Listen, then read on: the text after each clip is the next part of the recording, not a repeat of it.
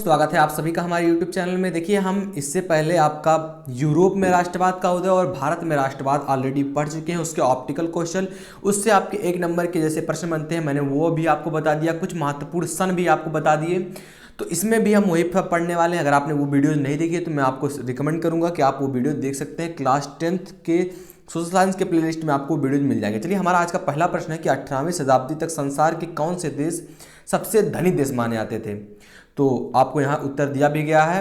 अगर आपको आता है जापान और भारत, फ्रांस और अमेरिका, चीन और भारत और चीन और इटली, तो आप क्या लगाएंगे? चीन और भारत। 18वीं शताब्दी यानी कि 1700 से लेकर 1800 ईस्वी तक आपके देश के कौन से संसार माने जाते थे?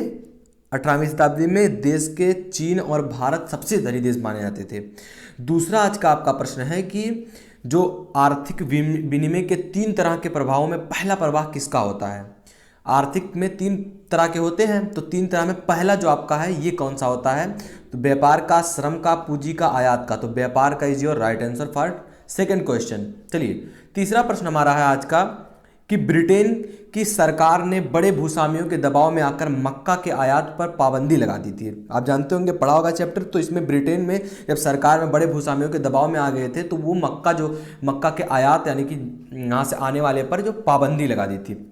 जिस कानून के आधार पर यह पाबंदी लगाई गई उसे क्या कहा जाता है? उस कानून को क्या कहा गया, किसके आधार पर लगाया गया? जैसे हमने पिछले वीडियो में आपका पढ़ा था कि जो रॉलेट एक्ट के तहत अंग्रेज लोग को मारने लगते थे, तो वो तहत था एक। इसी प्रकार यहाँ भी एक कानून लगाया गया। इस कानून को क्या कहा जाता था? इस पाबंदी को क्या कहा जाता था? तो corn law is your right answer. इसे कार्न लॉ कहते हैं। चलिए, तीसरा प्रश्न हमारा है कि जमीन को उपजाऊ बनाकर गेहूं व कपास की खेती हेतु कैनाल कनोली जो आपका कॉलोनी है कहाँ बसाई गई?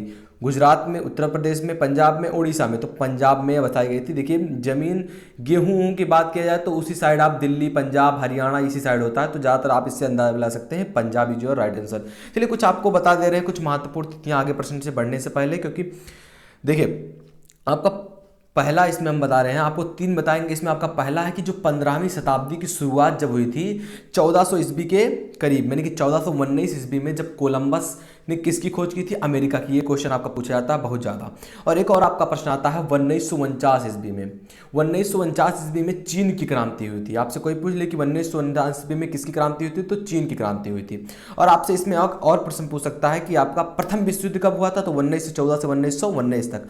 द्वितीय विश्व युद्ध कब हुआ था? 1938 से आपका 1944 तक, या 1939 से भी कहीं कहीं आता है कि 44 तक। तो ये आपके 2-3 थे। चलिए आगे बढ़ते हैं। 5वां क्वेश्चन आपका है इसमें कि यूरोपीय देशों ने मानचित्र पर लकीरें खींचकर किस महाद्वीप को आपस में बांटने का प्रयास किया, बंटवारा किया? देखिए, मानचित्र में ही यूरोप में जो मानचित्र था इस पर लकीरें खींचकर उन्होंने बंटवारा करने का प्रयास किया, बंटवारा किया। तो कौन सा? Asia, Africa, America, Australia. तो आपका Africa is your right answer. चलिए, अगला जो आपका है बड़ा ही इंपॉर्टेंट प्रश्न है, बर्लिन समझौता कब हुआ था? जो आपका बर्लिन समझौता हुआ था ये कब हुआ था? 1880 में, 1885 में, 1890 में, 1895 में। तो इसमें जो आपका करेक्ट आंसर है वो है आपका ऑप्शन बी यानी कि खा।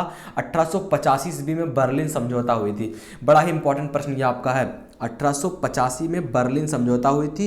ये आपका क्या? यूरोप के शक्तिशाली देश था, एक यूरोप का शक्तिशाली देश बर्लिन था, इसमें समझौता हुई थी। अगला जो आपका प्रश्न है 7वां नंबर का कि अफ्रीका में किस बीमारी के प्रसार से अधिकांश जानवरों की मृत्यु हो गई थी? किस बीमारी के प्रसार से हुई थी?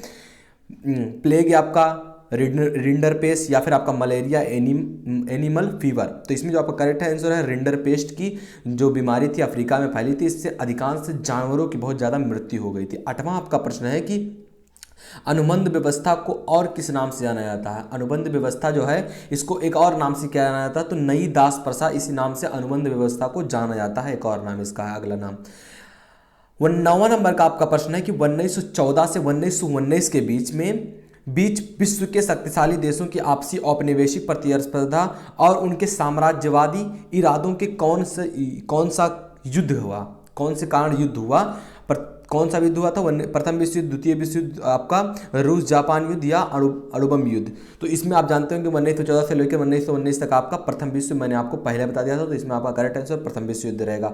10वां आपका प्रश्न है कि युद्धोत्तर अमेरिकी अर्थव्यवस्था को उन्नत बनाने में किस कार निर्माता की बृहद उत्पादन पद्धति का योगदान रहा? हेनरी फोर्ड का, टाटा का, या मार्कोनी का, या फिर आपका वेडला का?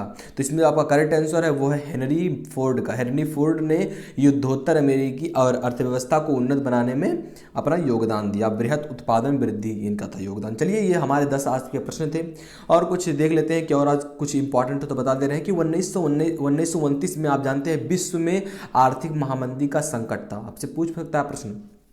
चलिए, एक और बता दे रहे हैं कि जो आपका आयात शुल्क है, ये आयात शुल्क आप जानते होंगे क्या है, आपसे पूछ सकता है एक नंबर में। तो बता दूं कि या किसी देश से दूसरे देश में वस्तुओं पर आने वाला जो एक देश से दूसरे देश में एक्सपोर्ट आपका होता है, इंपोर्ट, तो वो जो आती है वस्तुएं उस पर जो कर लगाया जाता है, टैक्स लगाया जाता है, उसे आयात शुल्क कहते हैं। चलिए, हाँ, हमारा यहीं तक रहेगा। इसके बाद हम अगली वीडियो में आपका अगला चैप्टर कवर करने वाले हैं। तो प्लीज़ वो वीडियो जरूर देखिएगा। इसके लिए आपको चैनल को सब्सक्राइब कर लीजिए और बेल आइकन को हिट कर लीजिए ताकि नोटिफिकेशन आप तक सबसे पहले पहुंचे। मिलते हैं आपसे अगली वीडियो में, तब तक के लिए जय हिंद, जय भारत।